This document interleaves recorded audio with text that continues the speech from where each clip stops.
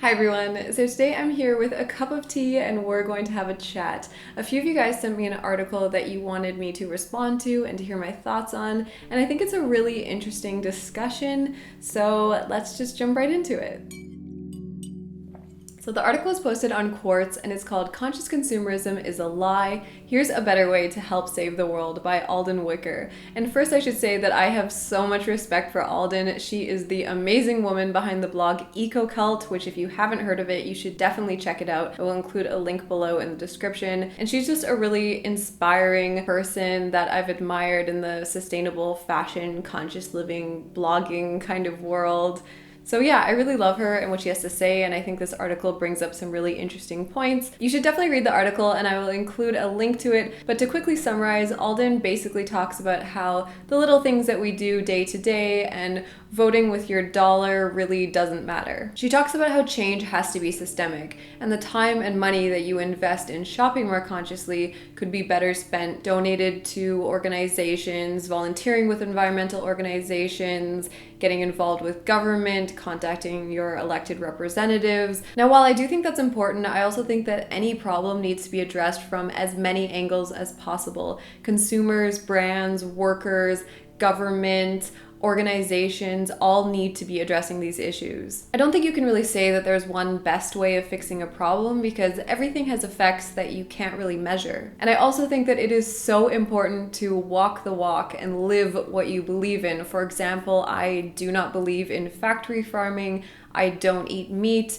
And to me, I am just not at all comfortable with the idea of maybe eating really cheap factory farmed meat and then taking the money that I save doing that and donating it to an organization that's fighting factory farming. She's encouraging people to think about where your time and money can be most effective. But this for me is really difficult to quantify. For example, I could spend $100 on a sustainable dress that maybe comes from a great ethical company and my $100 goes to that brand, or I could take that $100 and give it to an environmental organization. At face value, it seems like the donation might be more effective, but then I think about things like sustainable fashion conversations that I've had, which have started because somebody has complimented me on a piece of clothing that I'm wearing, or the small brands that I've seen grown from basically nothing and now have a pretty big influence and voice and are advocating for more conscious fashion, and that's because people are supporting them. Those are effects that we can't measure, so it's really difficult to say if that is effective or not. And that's why I think it's important to have both approaches, especially considering the fact that we need to buy things. We need to buy food and clothes and other products. Conversations around this being the thing to do to fix the problem, I really worry about, because I think it not only makes people feel really good when they do that thing, and then it doesn't really give them incentive to consider other areas. And there's also the opposite. People feeling like what they do doesn't matter gives them an easy way to disconnect from the conversation. And I've seen this happen with friends, for example, where maybe they'll find an article about something that they were doing that maybe doesn't have as big of an impact as they thought it did, and they're just kind of out of it. We have to be careful with how we talk about things, because even though that one thing isn't as effective as maybe you thought it was, that doesn't mean that it's also ineffective.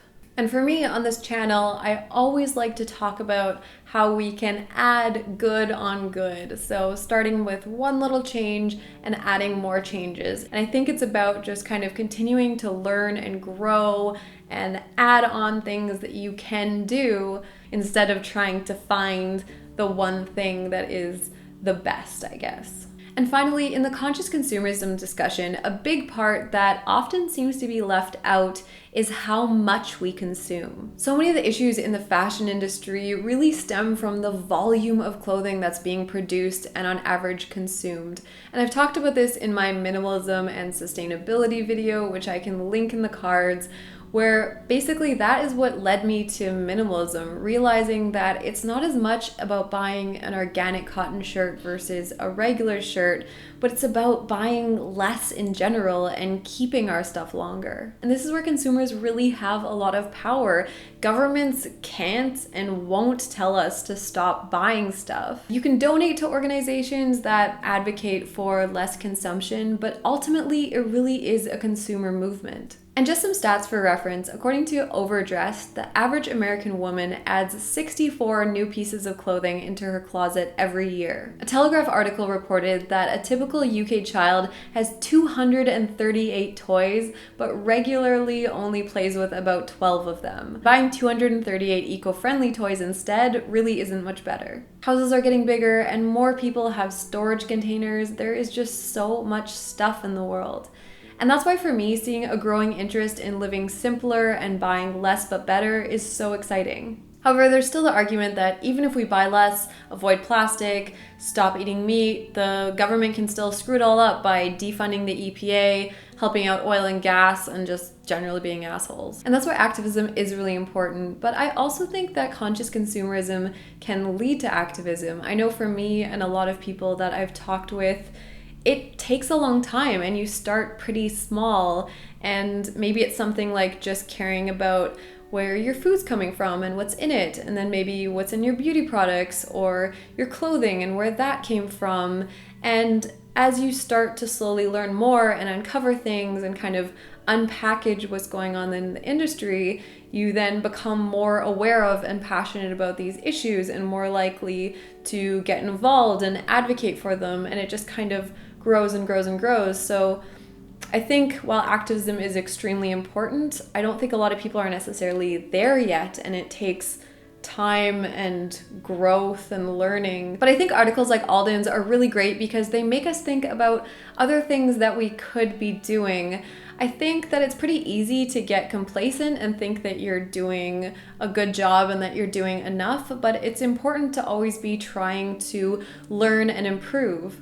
So anyways, I think this is a really interesting conversation. I think it's great to discuss how our energy, time, and money can be best spent to achieve the changes that we want to see. Personally, I don't have a lot of faith in governments, and like I said, I think problems need to be addressed from all kinds of different sides, and I do think that conscious consumerism plays a really key role in that.